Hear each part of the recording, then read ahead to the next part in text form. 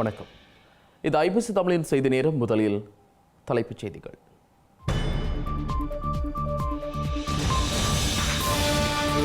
தமிழர் தாயகத்தில் 100க்கும் மேற்பட்ட மதுபான சாலைகளை அமைக்க ரணில் அனுமதி. தேர்தல் ஆதாய இலக்குடன் தமிழ் அரசியல்வாதிகளுக்கும் உரித்து பத்திரங்கள். மருத்துவர் அர்ச்சுனாவின் கிளர்ச்சியால் சாவகச்சேரி வைத்தியசாலைக்கு உடனடியாக கிட்டிய மின்பிறப்பாக்கி. புதிய அதிகாரியின் நியமனத்தில் அரசியல் எனவும் குற்றச்சாட்டு. பகிரங்கமாக வெடித்த தமிழ் தேசிய கூட்டமைப்பின் நாடாளுமன்ற குழு தலைவர் பதவி போட்டி. கட்சியின் பொதுச்சபை அங்கீகாரமின்றி சுமந்திரன் கைப்பற்ற முயற்சிப்பதாக விமர்சனம். இந்தியாவில் எதிர்க்கட்சி ஆளும் மாநிலங்களில் புலனாய்வு அமைப்புகளின் மறைமுக தலையீடு. மேற்கு வங்கத்தின் மனுவை விசாரணைக்கு ஏற்ற உச்சநீதிமன்றம். பிரான்சில் அரசு தலைவர் மெக்ரன் ஜனநாயகத்துக்கு சதி செய்வதாக கண்டனம்.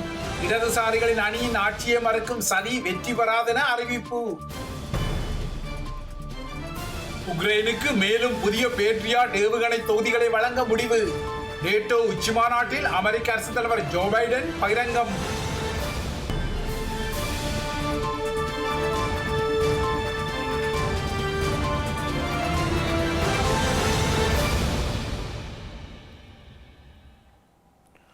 தொடர்பது விரிவான செய்திகள். தமிழர் தாயகமான வடக்கு கிழக்கில் சாவகச்சேரி வைத்தியசாலை உட்பட அத்தியாவசிய சேவைகள் செய்து கொடுக்கப்படாத குறைபாடுகள் நீடிக்கும் நிலையில் 100க்கும் அதிகமான மதுபான விற்பனை நிலையங்களுக்கான அனுமதியை வழங்கியுள்ளமை இன்று ஸ்ரீலங்கா நாடாளுமன்றத்தில் வெளிச்சத்திற்கு வந்துள்ளது. இலங்கையில் இந்த ஆண்டு நடைபெறவுள்ள தேர்தல்களுக்கு தேவையான நிதியை சட்டவிரோதமான முறையில் திரட்டும் நடவடிக்கையாக இந்த அனுமதிகளை ஸ்ரீலங்கா நிதி அமைச்சு வழங்கியுள்ளதாக சுதந்திர கட்சியின் பொதுச் செயலாளர் தயாசிரி ஜெயசேகர குற்றம் சாட்டியுள்ளார். இலங்கையில் கடந்த மே மாதம் 10ஆம் தேதி வரை 1028 மதுபான சாலைகளை ஆரம்பிப்பதற்கு அனுமதி வழங்கப்பட்டுள்ளது. இதன்படி 1028 மதுபான சாலைகள் இலங்கையில் புதிதாக திறந்து வைக்கப்பட்டுள்ளன.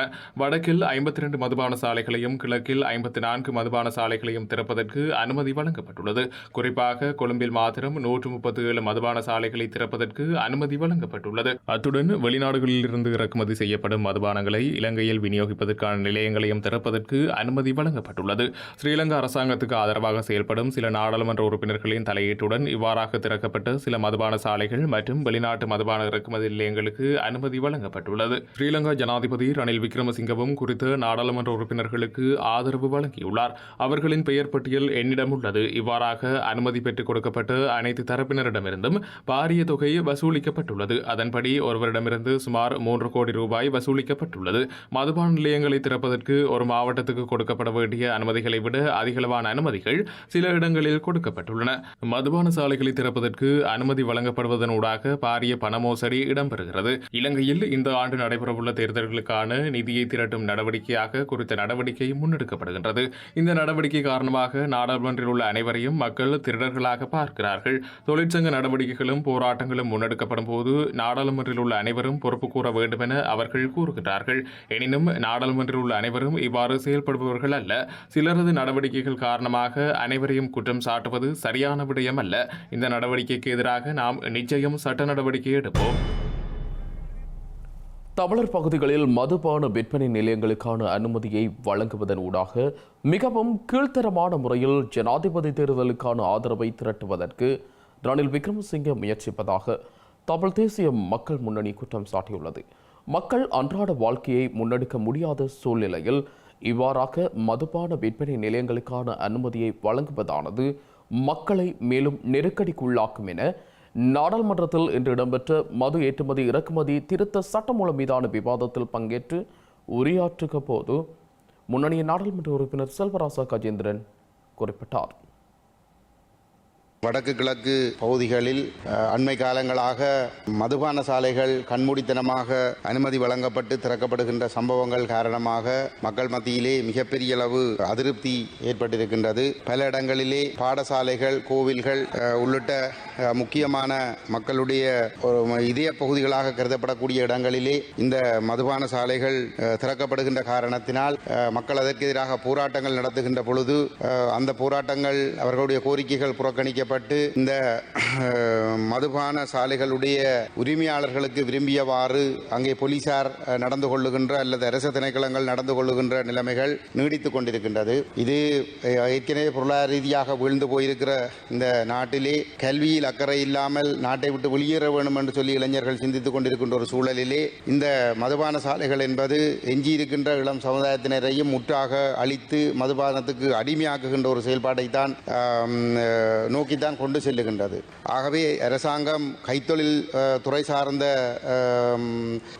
விடயத்திலே அதை அபிவிருத்தி செய்வதை விடுத்துவிட்டு இந்த மதுபான சாலைகள் திறப்பதன் மூலமாக வருமானத்தை ஈட்டிக் கொள்ளலாம் என்கின்ற அடிப்படையிலும் இந்த பாராளுமன்ற உறுப்பினர்களுக்கு இந்த மதுபான சாலை அனுமதி பத்திரங்களை வழங்குவதன் மூலம் அவர்களுடைய ஆதரவை பெற்றுக்கொள்ள வேண்டும் என்பதற்காகவும் இந்த சில அரசியல்வாதிகள் இந்த மதுபான சாலை பத்திரங்களை விற்று கோடிக்கணக்கிலே லாபம் ஈட்டி அதன் மூலமாக தங்களுடைய அரசியல் வாழ்க்கையை கொண்டு நடத்த வேண்டும், அவ்வாறானவர்களுடைய ஆதரவை பெற்றுக்கொள்ள வேண்டும் என்பதற்காக ரணில் விக்ரமசிங்க கையாளுகின்ற ஒரு மிக கீழ்த்தரமான ஒரு உபாயமாகத்தான் இந்த மதுபான சாலை அனுமதி வழங்குகின்ற செயல்பாடுகள் இருக்கின்றது.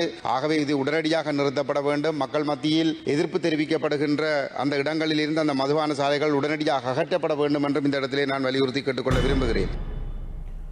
யாழ்ப்பாணம் சாவகச்சேரியில் பதில் வைத்தியராக நியமிக்கப்பட்ட ராமநாதன் அர்ச்சுனாவின் புரட்சிகர செயற்பாடுகளை தொடர்ந்து அந்த வைத்தியசாலைக்கு இன்று தற்காலிகமான மீன் பிறப்பாக்கி ஒன்று வழங்கப்பட்டுள்ளது.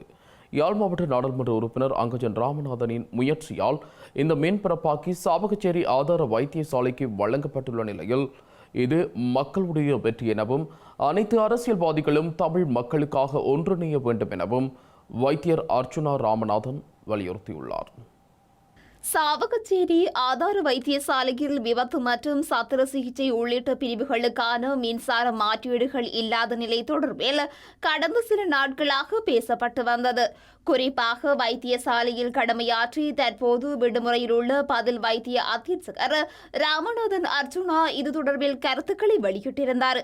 இதன் அடிப்படையில் மேலதிக மின்பிறப்பாக்கியின் அவசியத்தை கருத்தில் கொண்டு வைத்தியசாலைக்கு தற்காலிகமாக அடிப்படையில் அதனை பெற்றுக் கொடுப்பதற்காக நாடாளுமன்ற உறுப்பினர் அங்கஜன் ராமநாதன் உறுதியளித்திருந்தார். இதற்கமைய 150 கிலோவோல்ட் வலுவுடைய மின்பிறப்பாக்கியொன்று தற்காலிக அடிப்படையில் இன்றைய தினம் வைத்தியசாலை நிர்வாகத்திடம் கையளிக்கப்பட்டது. இந்த மின்பிறப்பாக்கியை சாவகச்சேரி ஆதார வைத்தியசாலையின் தற்போதைய பதில் வைத்திய அத்தியட்சகர் வைத்தியர் கோபாலமூர்த்தி பெற்றுக் கொண்டார். இதன்போது நிரந்தர மின்பிறப்பாக்கியை பெற்று வைத்தியசாலையில் பொருத்துவதற்கான ஏற்பாடுகள் நடைபெற்று வருவதாகவும் அதற்கான அறையொன்றை அமைக்கும் பணிகள் தற்போது முன்னெடுக்கப்பட்டு வருவதாகவும் அவர் தெரியப்படுத்தியதாக அங்கஜன் ராமநாதன் கூறியுள்ளார். மின்பிறப்பாக்கி கையளிப்பு நிகழ்வில் சாவகச்சேரி பிரதேச இணைப்பாளர் திரு டுபாகரன், சாவகச்சேரி நகர சபை எல்லைக்குட்பட்ட வட்டார பிரதிநிதிகள் உள்ளிட்டோர் கலந்து கொண்டிருந்தனர். சாவகச்சேரி மக்களின் தேவையுணர்ந்து தமது வேண்டுகோளை ஏற்று இந்த மின்பிறப்பாக்கிக்கான அனுசரணை வழங்கிய அன்பர்களுக்கு சாவகச்சேரி மக்கள் சார்பிலும் தன் சார்பிலும் அங்கஜன் ராமநாதன் நன்றியை தெரிவித்துள்ளார். தர்மத்தின் வாழ்வதனை சூது காவும், இறுதியில் தர்மமே வெல்லும் என்று மகாபாரத வசனத்தை பதிவிட்டுள்ள வைத்தியர் ராமநாதன் அர்ச்சுனா மின்பிறப்பாக்கி கிடைத்தமை தமது வெற்றி அல்ல எனவும் மக்களின் வெற்றியே எனவும் குறிப்பிட்டுள்ளார். பொதுமக்கள் சார்பாக இந்த மின்பிறப்பாக்கியை வழங்கியமை தொடர்பாக அங்கஜன் ராமநாதனுக்கு வைத்தியர் ராமநாதன் அர்ச்சுனா தனது நன்றியை கூறியுள்ளார். எதிர்கால வெற்றிகளுக்காக பிரார்த்திப்பதாகவும் ஏனைய நாடாளுமன்ற உறுப்பினர்கள் மற்றும் அமைச்சர் டக்ளஸ் தேவானந்த் ஆகியோரிடமிருந்து நற்செய்திகளை எதிர்பார்த்துள்ளதாகவும் அவர் குறிப்பிட்டுள்ளார். அனைத்து அரசியல்வாதிகளையும் ஒன்றிணைக்க வேண்டும் என குறிப்பிட்டுள்ள அவர் மற்றொரு பிரச்சனையும் கையிலெடுப்பதற்கான தைரியம் வந்துள்ளதாகவும் தமது பேஸ்புக் பதிவில் கூறியுள்ளார். அனைத்து தமிழ் மக்களையும் ஒன்றிணைக்க வேண்டும் என்பதே தமது விருப்பம் எனவும் வைத்தியர் ராமநாதன் அர்ச்சுனா தனது பதிவில் மேலும் குறிப்பிட்டுள்ளார். தமிழ் தேசிய கூட்டமைப்பாக ஒற்றுமையாக பயணிக்கும் நிலையை டெலோவும் புலட்டும் புறக்கணித்துள்ளதால் நாடாளுமன்ற குழு தலைவர் பதவி செல்வம் அடைக்கல்நாதனுக்கு வழங்கப்படக்கூடாது என இலங்கை தமிழரசு கட்சியின் கொழும்பு கிளையின் மத்திய குழு உறுப்பினர் ரத்தின வடிவேல் வலியுறுத்தியுள்ளார். இந்த பதவியை பயன்படுத்தி இலங்கை தமிழரசு கட்சிக்கு எதிரான செயற்பாடுகளை செல்வம் அடைக்கலநாதன் மேற்கொள்ளலாம் என இலங்கை தமிழரசு கட்சியின் பதில் பொதுச் செயலாளர் சத்தியலிங்கத்திற்கு அனுப்பியுள்ள கடிதத்தில் அவர் சுட்டிக்காட்டியுள்ளார். நாடாளுமன்ற குழு தலைவர் பதவிக்கு தமது கட்சியின் தலைவர் செல்வம் அடைக்கலநாதன் போட்டியிடுவதாக டெலோ அறிவித்திருந்த நிலையில் MS சுமந்திரனே அந்த பதவியில் தொடர வேண்டும் என அவர் எழுதியுள்ள கடிதத்தில் வலியுறுத்தியுள்ளார். தமிழ் தேசிய கூட்டமைப்பின் நாடாளுமன்ற குழுவின் தலைவராக செயற்பட்டு வந்த ராசாமந்தன் உடல்நலக்குறைவு காரணமாக இயற்கை எய்தியதை அடுத்து அந்த பதவிக்கு வெற்றிடம் ஏற்பட்டுள்ளது. இந்த நிலையில் அந்த பதவிக்கான நியமனம் தொடர்பாக கூட்டமைப்பின் நாடாளுமன்ற உறுப்பினர்களின் கூட்டத்திற்கு நேற்று அழைப்பு விடுக்கப்பட்டிருந்த போதிலும் உறுப்பினர்கள் சிலரின் பிரசனமின்மை காரணமாக அந்த கூட்டம் இன்றைய தினத்திற்கு பிற்போடப்பட்டிருந்தது. இந்த நிலையில் தமிழீழ விடுதலை இயக்கத்தின் தலைவரும் வன்னி மாவட்ட நாடாளுமன்ற உறுப்பினருமான செல்வம் அடைக்கலநாதனை தமிழ் தேசிய கூட்டமைப்பின் நாடாளுமன்ற குழு தலைவராக தெரிவு செய்வதற்கு ஒத்துழைப்பையும் ஆதரவையும் வழங்குமாறு கோரி இலங்கை தமிழரசு கட்சிக்கும் புலட் எனப்படும் ஜனநாயக மக்கள் விடுதலை முன்னணிக்கும் டெலோவின் செயலாளர் நாயகம் கோவிந்தன் கருணாகரும் கடிதம் ஒன்றை அனுப்பியுள்ளார். இலங்கை தமிழரசு கட்சியின் தலைவர் மாவை சேனாதிராஜா, இலங்கை தமிழரசு கட்சியின் பதில் செயலாளர் சத்தியலிங்கம், பிளாட்டின் தலைவர் சேத்தார்த்தன் ஆகியோருக்கு டெலோவின் செயலாளர் நாயகம் தனித்தனியே கடிதங்களை அனுப்பி வைத்துள்ளார். கூட்டமைப்பின் அங்கத்துவ கட்சிகளுக்கு கடந்த காலங்களில் பல உள்வீட்டு பிரச்சினைகள் மனவேதனைகள் வந்த போதிலும் தாம் நாடாளுமன்றத்தினுள் தமிழ் மக்களின் தேவை நன்மை கருதி ஒற்றுமையாகத்தான் செயற்பட்டு வந்தோம் எனவும் அந்த அடிப்படையில் தொடர்ந்தும் ஒற்றுமையாக நாடாளுமன்றத்தினுள் செயற்பட விரும்புகின்றோம் எனவும் கோவிந்தன் கருணாகரம் தனது கடிதத்தில் சுட்டிக்காட்டியுள்ளார். இந்த நிலையில் நாடாளுமன்ற குழு தலைவர் பதவி செல்வம் அடைக்கலநாதனுக்கு வழங்குவதே நியாயமானது என பிளாட் என்ற தமிழீழ மக்கள் விடுதலை கழகம் அறிவித்துள்ளது. இந்த பதவிக்கு செல்வம் அடைக்கலநாதன் நியமிக்கப்படுவதில் தமக்கு எந்தவொரு ஆட்சேபனையும் இல்லை என கூறியுள்ள பிளாட்டின் தலைவர் தர்மலிங்கம் சேத்தார்த்தன் இது தொடர்பாக விரைவில் கூட்டமைப்பின் ஏனைய கட்சிகளுடன் பேச்சுவார்த்தை நடத்தி தீர்மானம் எடுக்கப்படும் எனவும் குறிப்பிட்டுள்ளார். எனினும் ராசாமந்தன் நாடாளுமன்ற குழு தலைவராக இருந்த போதிலும் உண்மையான தலைவராக இருந்து MS சுமந்திரனே நாடாளுமன்ற செயற்பாடுகளை திறம்பட ஆற்றி வந்தவர் என இலங்கை தமிழரசு கட்சியின் பதில் பொதுச் செயலாளர் வைத்தியர் சத்தியலிங்கத்திற்கு அனுப்பியுள்ள கடிதத்தில் கொழும்பு மத்திய கிளையின் மத்திய குழு உறுப்பினர் சி ரத்ன வடிவேல் குறிப்பிட்டுள்ளார். எனவே ராசாமந்தன் இல்லாத இன்றைய நிலையில் நாடாளுமன்ற பணிகளை தொடர்ந்தும் வினைத்துடனுடன் முன்னெடுக்கப்பட வேண்டுமாயின் நாடாளுமன்ற குழுவின் தலைவர் பொறுப்பு MS சுமந்திரனிடம் வழங்கப்பட வேண்டும் என அவர் கூறியுள்ளார். தமிழ் தேசிய கூட்டமைப்பு இல்லாமல் ஜனநாயக தமிழ் தேசிய கூட்டணி என அறிவித்து செயற்பட்டு வரும் ஏனைய 2 கட்சிகளும் செல்வம் அடைக்கலநாதனை நாடாளுமன்ற குழுவின் தலைவராக நியமிக்க வேண்டும் என கூறுவது எந்தவொரு அடிப்படையற்ற வெறுப்பு அரசியலின் வெளிப்பாடு என மத்திய குழு உறுப்பினர் சாடியுள்ளார். நாடாளுமன்ற குழு தலைவர் பதவிக்கான நியமனத்தை ஊடகங்களூடாக பிரபலப்படுத்தி கட்சி மீது ஒருவித நிர்பந்தத்தை ஏற்படுத்தி தமது காரியத்தை சாதிக்க முயற்சிக்கின்றமை கண்டிக்கத்தக்கது எனவும் அவர் குறிப்பிட்டுள்ளார். பொது தேர்தல் ஒன்றை எதிர்கொள்ள வேண்டியுள்ள நிலையில் தாம் தமிழரசு கட்சிக்குள் எதிராக வெற்றியை சாதித்திருப்பது போன்ற தோற்றப்பாட்டை தமிழ் மக்களிடையே காட்ட முற்படுவது ஒரு வஞ்சகமான செயற்பாடாகவே செல்வம் அடைக்கலநாதனை நாடாளுமன்ற குழுவின் தலைவராக நியமிப்பதற்கான செயற்பாடு அமைந்துள்ளது எனவும் சி ரத்ன வடிவேல் கூறியுள்ளார். கடந்த 2020ஆம் ஆண்டு MS சுமந்திரன் மீது மீண்டும் மீண்டும் போலியான குற்றச்சாட்டை முன்வைத்து செல்வம் அடைக்கலநாதன் பிரச்சாரம் செய்தமை கட்சியின் சரிவுக்கு முக்கிய காரணமாக இருந்ததை தாம் இன்னும் மறக்கவில்லை எனவும் அவர் குறிப்பிட்டுள்ளார். இதேவேளை தமிழ் தேசிய கூட்டமைப்பாக செயற்பட்ட காலப்பகுதியில் இருந்த நாடாளுமன்ற உறுப்பினர்கள் கருத்து ஒற்றுமையுடன் புதிய நாடாளுமன்ற குழு தலைவரை தேர்வு செய்ய வேண்டும் என இலங்கை தமிழரசு கட்சியின் தலைவர் மாவை சேனாதிராஜா வலியுறுத்தியுள்ளார். ராசாமந்தனின் மறைவினால் ஏற்பட்டுள்ள நாடாளுமன்ற குழு தலைவருக்கான வெற்றிடத்தை நிரப்புவது தொடர்பாக யாழ்ப்பாணத்தில் வைத்து ஊடகங்களுக்கு கருத்து வெளியிட்ட போதே அவர் இதனை கூறியுள்ளார். வளமையைப் போல பாராளுமன்ற குழு அந்த விடயத்தில் ஒரு தீர்மானத்தை எடுக்க வேண்டும். அப்படி திரு செல்வம் அடைக்கலநாதன் வருவதற்கு இணக்கத்தின் அடிப்படையில் அதை தீர்மானிக்க வேண்டும் என்று நாங்கள் ஆலோசனை கூறியிருக்கின்றோம். அவ்வாறு எல்லாரும் ஒற்றுமையாக அந்த தீர்மானத்தை எடுப்பார்களாக இருந்தால் அது சிறந்த ஒரு கருத்தாக தீர்மானமாக இருக்க முடியும். இன்றைய காலகட்டத்தில் தமிழ் மக்களும் எங்களுடைய கட்சிகளும் எந்த வகையிலேயும் பிளவுக்கு பிரிவுக்கு குழப்பங்களுக்கு இடமளிக்காமல் இல்லாமல் ஒற்றுமையாக ஒரு தீர்மானத்தை அவர்கள் எடுக்க வேண்டும் என்று எங்களுடைய கருத்தை நாங்கள் முன்வைத்திருக்கின்றோம். அதன் வழி அவர்கள் ஒருவரை தெரிவு செய்வார்கள். திரு செல்வம் அடைக்கல்நாதனும் இந்த பொறுப்புக்கு தான் வர வேண்டும் என்று விருப்பத்தை தெரிவித்திருக்கின்றார். அதை முதலில் பாராளுமன்ற குழு தீர்மானிப்பதுதான் பொருத்தமாக இருக்க முடியும். அதற்கு நாங்கள் அவர்களை அவ்வாறு ஒரு பொருத்தமான இணக்கமான ஒரு தீர்மானத்தை எடுக்குமாறு கேட்டிருக்கின்றோம். இல்லை, எங்கள் தரப்பில் யார் அப்படி வர வேண்டும் என்று விரும்புகிறார் என்று எங்களுடன் பேசவில்லை. நாங்கள் ஏற்கனவே சொல்லியிருக்கிறோம், அவர்கள் பாராளுமன்ற குழு வீட்டு சின்னத்திலே கேட்டு தெரிவு செய்யப்பட்ட பாராளுமன்ற உறுப்பினர்கள் இருக்கின்றார்கள். எங்களுக்கும் பொறுப்பு இருக்கின்றது. இன்றைய சூழ்நிலையிலே எங்களிடமும் ஒற்றுமை ஏற்பட வேண்டும், இணக்கம் ஏற்பட வேண்டும். அந்த இணக்கத்தின் அடிப்படையில் ஒரு தலைவரை தெரிவு செய்ய வேண்டும். இதனிடையே சிரேஷ்டத்துவத்தின் அடிப்படையில் தமிழ் தேசிய கூட்டமைப்பின் நாடாளுமன்ற உறுப்பினர் பதவியானது செல்வம் அடைக்கலநாதனுக்கு வழங்கப்படுவது பொருத்தமானது என இலங்கை தமிழரசு கட்சியின் மூத்த உறுப்பினர் ஒருவர் தெரிவித்துள்ளார்.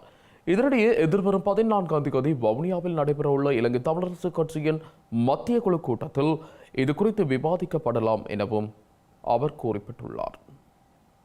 டெலோ அமைப்பானது நாடாளுமன்றத்தில் 3 ஆசனங்களை கொண்டிருப்பதுடன் கடந்த 23 ஆண்டுகளாக கூட்டமைப்பின் உறுப்பினராக செல்வம் அடைக்கலநாதன் இருப்பதாகவும் இலங்கை தமிழரசு கட்சியின் மூத்த உறுப்பினர் கூறியுள்ளார்.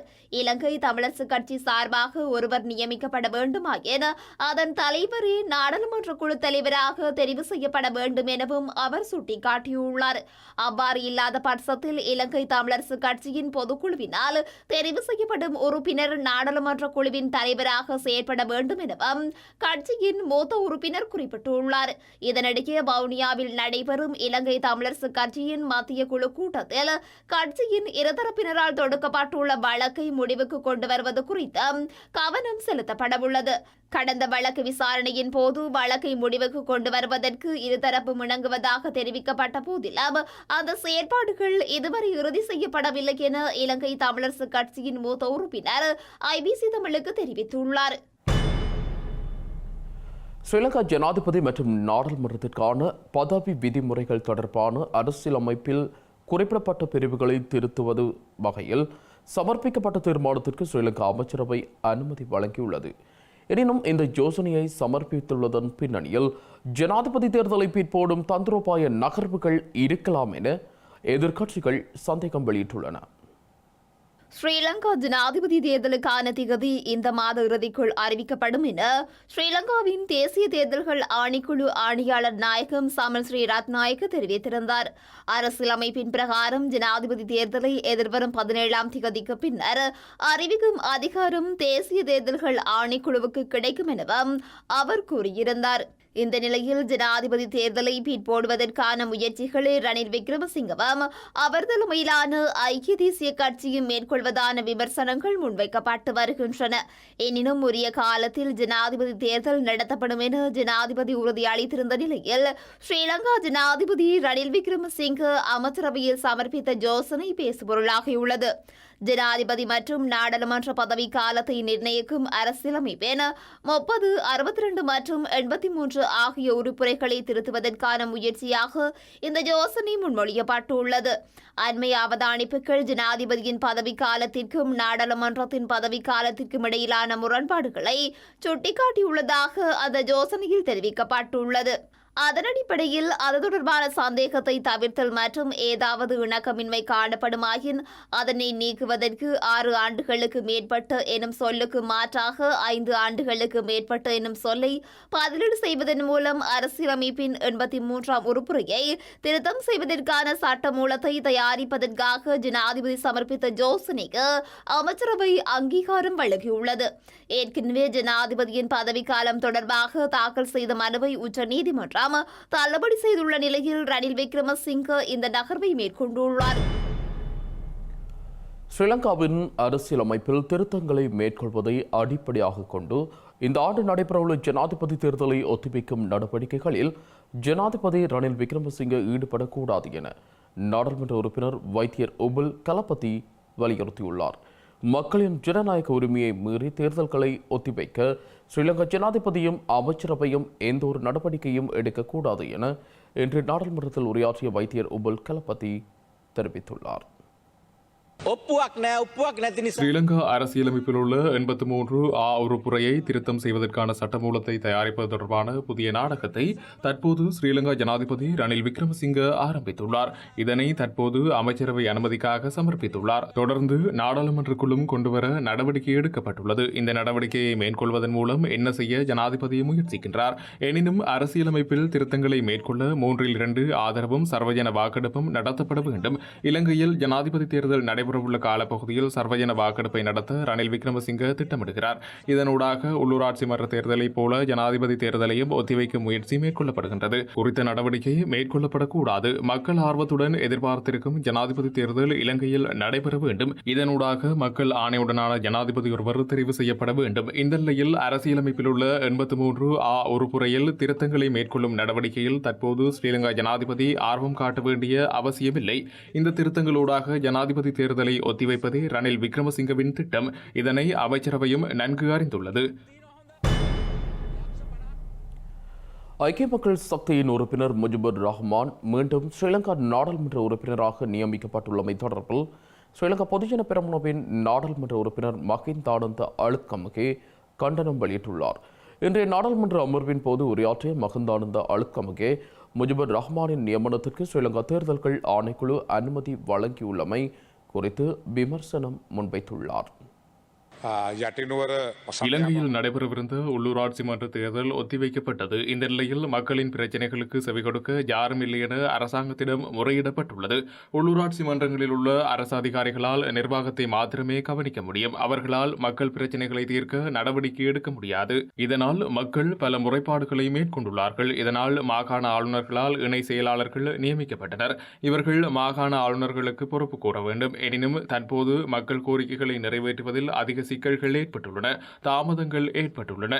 இந்நிலையில் உள்ளூராட்சி மன்றங்களுக்கு இணை செயலாளர்களை நியமித்தமை தவறு என சில நாடாளுமன்ற உறுப்பினர்கள் கூறுகின்றார்கள்.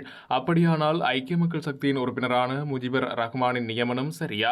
உள்ளூராட்சி மன்ற தேர்தல் வேட்பாளர் ஒருவரை தேசிய பட்டியலில் நாடாளுமன்ற உறுப்பினராக்குவது சரியா? நாடாளுமன்ற உறுப்பினர் பதவியில் இருந்து நீங்கிய ஒருவரை மீண்டும் தேசிய பட்டியல் உறுப்பினராக எவ்வாறு கொண்டு வர முடியும்? முஜிபுர் ரஹ்மானினை நாடாளுமன்ற உறுப்பினராக நியமிக்க ஸ்ரீலங்கா தேர்தல்கள் ஆணைக்குழு எவ்வாறு அனுமதி வழங்க முடியும்? டயானா கமகே நாடாளுமன்ற உறுப்பினர் பதவியிலிருந்து நீக்கப்பட்டால் அவர் பிரதிநிதித்துவப்படுத்திய கட்சியின் தேசிய பட்டியலில் உள்ள மற்றொரு உறுப்பினர் நாடாளுமன்ற குழு வர வேண்டும். மாறாக நாடாளுமன்றத்திலிருந்து பதவி விலகிய ஒருவரை மீண்டும் நியமிக்க கூடாது. இவ்வாறான நடவடிக்கைகளை ஸ்ரீலங்கா தேர்தல்கள் ஆணைக்குழு ஏற்றுக்கொள்கின்றது.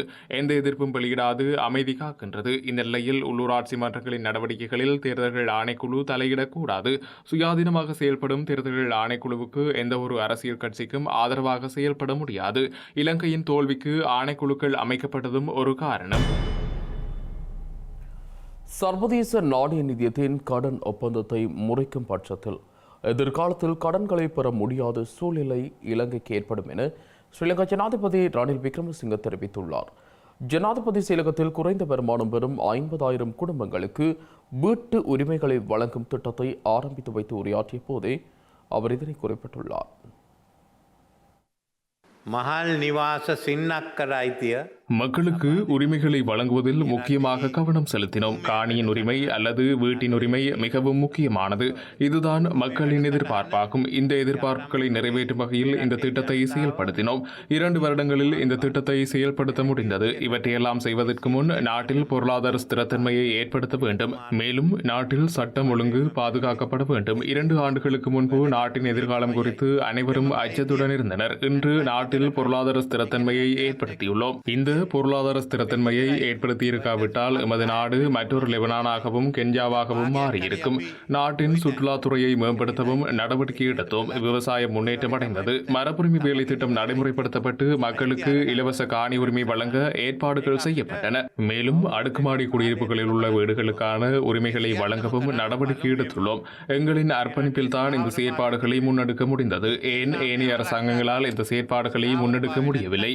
எனவே இந்த அமைச்சர்கள் அனைவருக்கும் நான் நன்றி கூற வேண்டும். இந்த செயற்பாடுகளை நாம் அனைவரும் ஒன்றிணைந்து தொடர வேண்டும். நாங்கள் பெற்ற வெளிநாட்டு கடனை எவ்வாறு திருப்பிச் செலுத்துவது என்பது குறித்து எங்களுக்கு கடன் வழங்கிய உத்தியோகபூர்வ கடன் வழங்குநர்களுடனும் சீனாவின் எக்ஸிம் வங்கி மற்றும் தனியார் வழங்குநர்களுடனும் நாம் உடன்பாட்டை எட்டியுள்ளோம். அதன்படி நாங்கள் செலுத்த வேண்டிய கடனிலிருந்து 8 பில்லியன் ரூபாவை குறைத்துள்ளது. அதேபோன்று கடனை திருப்பிச் செலுத்த 2042 வரை கால அவகாசம் கிடைத்துள்ளது. எனவே இதை நாம் முன்னெடுத்துச் செல்ல வேண்டும். யாரும் பழைய நிலைக்கு செல்ல விரும்பவில்லை என்று நான் நினைக்கிறேன். சர்வதேச நாணய நிதியத்துடனான இந்த ஒப்பந்தத்தை நாம் பாதுகாக்காவிட்டால் எதிர்காலத்தில் ஒரு நாடு என்ற வகையில் மிகவும் கடினமான சூழ்நிலையை நாம் சந்திக்க வேண்டியிருக்கும். மேலும் நாம் எப்போதும் கடன் பெற முடியாது. எனவே நாம் வருமானம் ஈட்டக்கூடிய ஏற்றுமதி பொருளாதாரத்திற்கு செல்ல வேண்டும். இந்த 2 இலக்குகளையும் நாம் நிறைவேற்ற வேண்டும். எவருக்கும் இதனை மாற்ற இடமளிக்க வேண்டாம். உங்களின் எதிர்காலம் இன்று உங்கள் கைகளிலேயே இருக்கின்றது. மேலும் இளைஞர்களுக்கு தொழில் வாய்ப்பை ஏற்படுத்தி கொடுக்க வேண்டும். மேலும் அரசு ஊழியர்களின் சம்பள முரண்பாடுகள் குறித்து ஆராய நிபுணர் குழுவை நியமித்துள்ளோம். மட்டக்களப்பு மயிலத்தமடு மாதவனை பண்ணையாளர்களுக்கு நீதி கோரி ஆர்ப்பாட்டத்தில் ஈடுபட்ட நிலையில் கைது செய்யப்பட்ட 30 பேருக்கும் எதிரான வழக்கு மீண்டும் ஒத்திவைக்கப்பட்டுள்ளது. ஏறாவூர் சுற்றுலா நீதிமன்றத்தில் இன்றைய தினம் குறித்த வழக்கு விசாரணைக்கு எடுத்துக் கொள்ளப்பட்டது. இதன்போது வழக்கில் தொடர்புடைய அனைவரும் மன்றிற்கு சமூகம் அளிக்காத நிலையில் தொடர்புடைய அனைவரையும் அடுத்த வழக்கில் முன்னிலையாகுமாறு நீதிபதி உத்தரவிட்டுள்ளார். மட்டக்களப்பு செங்கலடி பகுதியில் கடந்த அக்டோபர் 8ஆம் தேதி ஸ்ரீலங்கா ஜனாதிபதி ரணில் விக்ரமசிங்கவின் வருகையின் போது மயிலத்தமடு மாதவனை மேய்ச்சல் தரை பிரச்சினைக்கு தீர்வு கோரி வீதியை மறித்து ஆர்ப்பாட்டத்தில் ஈடுபட்டிருந்தனர். இதன்போது முன்னாள் நாடாளுமன்ற உறுப்பினர்கள், பண்ணையாளர்கள், குடிசார் சமூக செயற்பாட்டாளர்கள், காணாமல் ஆக்கப்பட்டோர் சங்க உறுப்பினர்கள் மற்றும் செய்தி அறிக்கையிடச் சென்ற ஊடகவியலாளர்கள் உள்ளிட்ட 30 பேர் கைது செய்யப்பட்டிருந்தனர். குறித்த வழக்கு இன்று ஏறாவூர் சுற்றுலா நீதிமன்ற நீதிபதி மதுஜலா கேதீஸ்வரன் முன்னிலையில் விசாரணைக்கு எடுத்துக் கொள்ளப்பட்ட நிலையில் எதிர்வரும் அக்டோபர் மாதம் 16ஆம் தேதிக்கு மீண்டும் ஒத்திவைக்கப்பட்டுள்ளது.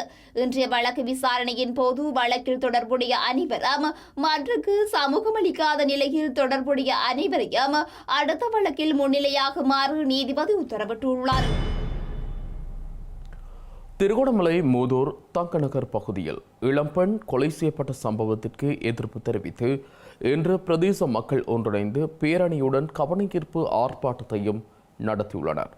மாதர் சங்கங்கள், கிராம அபிவிருத்தி சங்கங்கள், உள்ளூர் சமூக அமைப்புகள் ஒன்றிணைந்து ஏற்பாடு செய்த இந்த ஆர்ப்பாட்டம் மற்றும் பேரணியில் அதிகளவான பெண்கள் பங்கேற்றனர். திருகோணமலை மூதூர் காவல்துறை பிரிவில் உள்ள கிளிவட்டி பகுதியில் உள்ள பாலடைந்த கிணற்றிலிருந்து 25 வயது இளம்பெண்ணின் சடலம் கடந்த 5ஆம் தேதி மாலை மீட்கப்பட்ட பின்னணியில் காதலன் உட்பட 6 சந்தேக நபர்கள் கைது செய்யப்பட்டுள்ளனர். குறித்த பெண்ணை கொலை செய்ததாக சந்தேகிக்கப்படும் காதலனின் தந்தை, சித்தப்பா மற்றும் பாலடைந்த கிணத்தில் சடலத்தை போட்டு அதற்கு மேலால் குப்பைகளை கொட்டி மூடியதாக சந்தேகிக்கப்படும் பெகோ எதிர சாரதி பெகோ வாகன தரகர் கொலை செய்யப்பட்டதை வெளிப்படுத்திய சந்தேக நபரின் 6 பேர் கைது செய்யப்பட்டதாக மூதூர் காவல்துறையினர் குறிப்பிட்டுள்ளனர். இந்த நிலையில் குறித்த யுவதியின் கொலைக்கு நீதி கோரியும் பெண்களுக்கு எதிரான வன்முறைகளை கண்டித்தும் இன்று புதன்கிழமை தங்கநகர் பகுதியில் பேரணியும் கவனஈர்ப்பு ஆர்ப்பாட்டமும் இடம்பெற்றது. இதன்போது தங்கநகர் பகுதியில் இருந்து பேரணியாக சென்றவர்கள் கிளிவட்டி பிரதான வீதியில் நின்று ஆர்ப்பாட்டத்தில் ஈடுபட்டனர். மட்டக்களப்பு மாவட்ட வேலையற்ற பட்டதாரிகளால் இன்று போராட்டம் ஒன்று முன்னெடுக்கப்பட்டுள்ளது. இதன்போது பாரிய கஷ்டங்களுக்கு மத்தியில் தமது பட்டப்படிப்பை பூர்த்தி செய்தது வீதிகளில் நின்று போராடுவதற்கா என போராட்டக்காரர்கள் கேள்வி எழுப்பியுள்ளனர். தொழிலுரிமையினை வலியுறுத்தி மட்டக்களப்பு மாவட்ட வேலையற்ற பட்டதாரிகளால் முன்னெடுக்கப்படும் போராட்டமானது இன்று 9வது நாளாக முன்னெடுக்கப்பட்டுள்ளது. குறித்த போராட்டமானது மட்டக்களப்பு காந்தி பூங்கா முன்பாக உள்ள படுகொலை செய்யப்பட்ட ஊடகவியலாளர்களின் நினைவு தூபிக்கு முன்பாக முன்னெடுக்கப்பட்டுள்ளது. இதன்போது தமது தொழிலுரிமையினை வலியுறுத்தும் வகையிலான கோஷங்களை போராட்டக்காரர்கள் எழுப்பியிருந்ததுடன் தமது போராட்டம் தொடர்பிலான பல்வேறு கருத்துக்களையும் முன்வைத்துள்ளனர். நாங்கள் போராடுவதை பார்த்தும் எங்களது நிலைமையினை கண்டும் எமது எதிர்கால சந்ததியினருக்கு கல்வியை கற்பதில் அச்சநிலை ஏற்பட்டு வருவதாக மட்டக்களப்பு மாவட்ட வேலையற்ற பட்டதாரிகள் தெரிவித்துள்ளனர். மன்னார் மாவட்ட அபிவிருத்தி குழு கூட்டம் என்ற போர்வையிலேயே அபிவிருத்தி குழுவின் தலைவர் தனது அரசியலை முன்னெடுத்துச் செல்வதாக குற்றம் சாட்டியுள்ள ஸ்ரீலங்கா சுதந்திர கட்சியின் மன்னார் மாவட்ட அமைப்பாளர் NMM பாரிஸ் இதன் காரணமாக மன்னார் மாவட்ட மக்கள் பாதிப்புகளை எதிர்கொண்டுள்ளதாக குறிப்பிட்டுள்ளார். மன்னாரில் இன்று இடம்பெற்ற ஊடக சந்திப்பில் கருத்து வெளியிட்ட அவர், அரசியல் ரீதியாக தன்னை பிரபலப்படுத்திக் கொள்ளும் நோக்குடனேயே அபிவிருத்தி குழு கூட்டங்களை மாவட்ட அபிவிருத்தி குழுவின் தலைவர் நடத்துவதாக சாடியுள்ளார். அரசு அதிகாரிகளை கூப்பிட்டு அரசு அதிகாரிகளுக்கு செலவினங்கள் கொடுப்பனவுகளை எல்லாம் கொடுக்கின்றார்களே தவிர பொதுமக்களுக்கு இங்கு எடுக்கப்படுகின்ற தீர்மானங்கள், இங்கு எடுக்கப்படுகின்ற சேவைகள் எதுவுமே சென்றடைவது கிடையாது. இதை நான் இந்த ஊடகத்தினூடாக கௌரவமாக பதிவு செய்து கொள்ள விரும்புகின்றேன். அந்த வகையில் மன்னார் மாவட்டத்திலே அபிவிருத்தி குழு கூட்டம் என்ற போர்வையிலே தங்களுடைய அரசியல்வாதிகளையும் அபிவிருத்தி குழு தலைவர் தன்னுடைய அரசியலை பிரபலியப்படுத்துவதற்காகவும் தன்னை பிரபலியப்படுத்துவதற்காகவும் தான் இங்கு கூட்டம் நடத்துகின்றார்களே தவிர வெறுமனே இந்த மக்களுக்கு எந்த விதமான பயனும் இல்லை என்பதை திட்ட தெளிவாக இந்த இடத்திலே பகிரங்கமாக சொல்லுகின்றேன். மன்னார் மாவட்ட அபிவிருத்தி குழு தலைவர் இந்த மன்னார் மாவட்டத்தினுடைய அபிவிருத்தி சம்பந்தமான அபிவிருத்திக்கு தேவையான மூலப்பொருட்களான கிரவல், மணல் என்பவற்றை மாவட்ட அபிவிருத்தி குழு தலைவர் தன்னுடைய ஆதரவாளர்களுக்கு மாத்திரம் அனுமதி வழங்கியிருக்கின்றார்கள். ஆகவே இந்த விஷயம் மிகவும் மன்னிப்பாக கண்டிக்கப்பட வேண்டிய ஒரு விஷயம். அதே போன்று சகல அரசு திணைக்களங்களுக்கும் மாவட்ட தலைவர் உட்பட மாவட்டத்தினுடைய செயலாளர் உட்பட சகல அரசு திணைக்களங்களுக்கும் தன்னுடைய சிபாரிசு கிடைத்ததன் பின்னர் தான் இந்த மணல் அகழ்வோ அல்லது கிரவல் அகழ்வுக்கான அனுமதி பத்திரம் வழங்க வேண்டும் என்று கடுமையான தொனியிலே அவர் எச்சரித்திருக்கிறார்கள். ஆகவே இந்த விஷயம் வன்மையாக கண்டிக்கப்பட வேண்டிய விஷயம். அதுபோன்று இந்த தொழிலை செய்யக்கூடிய அதிகமானவர்கள் இந்த மன்னார் மாவட்டத்தில் இருக்கின்றார்கள். அவர்களுடைய வாழ்வாதாரம், அவர்களுடைய வாகன வசதிகள், அவர்கள் வாகனங்களை லீசிங்கில் எடுத்திருக்கின்றார்கள். அந்த வாகனங்கள் எல்லாம் இன்றைக்கு லீசிங் கட்டிக்கொள்ள முடியாத நிலையிலே அந்த வாகன உரிமையாளர்கள் இருக்கின்றார்கள். ஆகவே இவ்வாறான அநியாயம் செய்கின்றவர்களை உடனடியாக இந்த ஊடகங்கள் பிரபல்யப்படுத்த வேண்டும், அவர்களுடைய பிழைகளை சுட்டிக்காட்ட வேண்டும் என்ற செய்தியை இந்த ஊடகத்தினூடாக பதிவு செய்ய கொள்ள விரும்புகின்றேன். மன்னார் நானாட்டான் தூய ஆரோக்கிய அன்னை ஆலய வருடாந்த திருவிழா திருப்பலி இன்று காலை புதன்கிழமை 7 மணிக்கு அருட்தந்தை ரெஜினோல்ட் அடிகளார் தலைமையில் திருவிழா திருப்பலி கூட்டு திருப்பலியாக ஒப்புக் கொடுக்கப்பட்டது. திருநாள் திருப்பலியில் அருட்தந்தையர்கள், அருட்சகோதரிகள் உள்ளடங்களாக ஆயிரக்கணக்கான மக்கள் கலந்து கொண்டு அன்னையின் ஆசி பெற்றிருந்தனர். நானாட்டான் பங்கு தந்தை அருட்தந்தை பெனோ அடிகளாரின் ஒழுங்குபடுத்தலில் 7 நாள் ஆயத்த வழிபாடுகளுடன் இன்று திருநாள் திருப்பலி வெகு விமர்சையாக இடம்பெற்றமை குறிப்பிடத்தக்கது. மேலும் சில உள்நாட்டு செய்திகள் தொடர்கின்றன.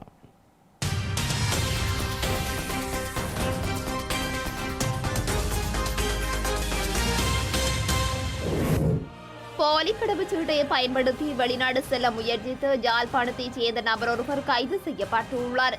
யாழ்ப்பாணம் தெல்லிப்பள்ளியைச் சேர்ந்த 39 வயதுடைய நபர் ஒருவர் போலி மலேசியா கடவுச்சீட்டுடன் ஆஸ்திரேலியாவுக்கு செல்ல முயன்ற நிலையில் இவ்வாறு கைது செய்யப்பட்டுள்ளார். கைது செய்யப்பட்ட நபர் இந்தியாவின் புதுடெல்லிக்கும் அங்கிருந்து ஆஸ்திரேலியாவின் வியன்னாவுக்கும் செல்ல திட்டமிட்டிருந்ததாக தெரியவந்துள்ளது. அத்துடன் குறித்த சந்தேக நபர் சுமார் 90 லட்சம் ரூபாவினை செலவிட்டு போலி கடவுச்சீட்டை தயாரித்துள்ளதாக ஆரம்பகட்ட விசாரணைகளில் தெரியவந்துள்ளது. முல்லைத்தீவு புதுக்குடியிருப்பு வர்த்தக சங்கத்திற்குட்பட்ட பகுதியில் வர்த்தக நடவடிக்கைகளை மேற்கொண்டு உயிரிழந்த வர்த்தகர்களை நினைவு கூர்ந்து அஞ்சலி நிகழ்வு ஒன்று ஏற்பாடு செய்யப்பட்டிருந்தது. புதுக்குடியிருப்பு வர்த்தக சங்கத்தின் ஏற்பாட்டில் இன்று காலை புதுக்குடியிருப்பு நகரில் குறித்த அஞ்சலி நிகழ்வு இடம்பெற்றிருந்தது. வர்த்தகத்தை மேற்கொண்டு உயிரிழந்த 15 வர்த்தகர்களின் திருவுருவப் படம் வைக்கப்பட்டு அவர்களுக்கான ஈகச்சுடர் ஏற்றப்பட்டு மலர் மாலை அணிவிக்கப்பட்டு மலர் அஞ்சலியும் செலுத்தப்பட்டது. மன்னார் பகுதியிலிருந்து கொழும்பு நோக்கி பயணித்த வாகனம் ஒன்றில் கொண்டு செல்லப்பட்ட 28 கிலோ 750 கிராம் கேரளா கஞ்சா வவுனியா காவல்துறையினரால் மீட்கப்பட்டுள்ளது.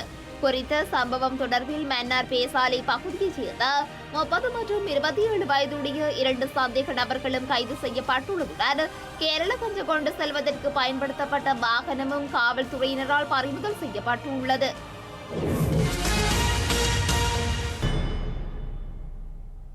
செய்திகளின் நிறைவாக மீண்டும் தலைப்புச் செய்திகள்.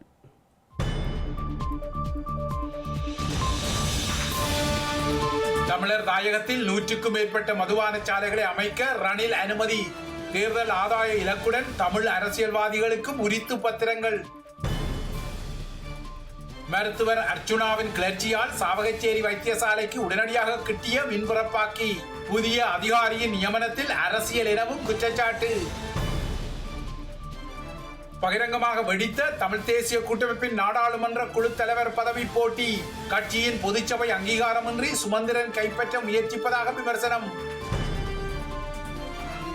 இந்தியாவில் எதிர்க்கட்சி ஆளும் மாநிலங்களில் புலனாய்வு அமைப்புகளின் மறைமுக தலையீடு. மேற்கு வங்கத்தின் மனுவை விசாரணைக்கு ஏற்ற உச்சநீதிமன்றம். பிரான்சில் அரசு தலைவர் மெக்ரன் ஜனநாயகத்துக்கு சதி செய்வதாக கண்டனம். இடதுசாரிகளின் அணியின் ஆட்சியை மறுக்கும் சதி வெற்றி பெறாதென அறிவிப்பு. உக்ரைனுக்கு மேலும் புதிய பேட்ரியாட் ஏவுகணை தொகுதிகளை வழங்க முடிவு. நேட்டோ உச்சி மாநாட்டில் அமெரிக்க அரசு தலைவர் ஜோ பைடன் பகிரங்கம்.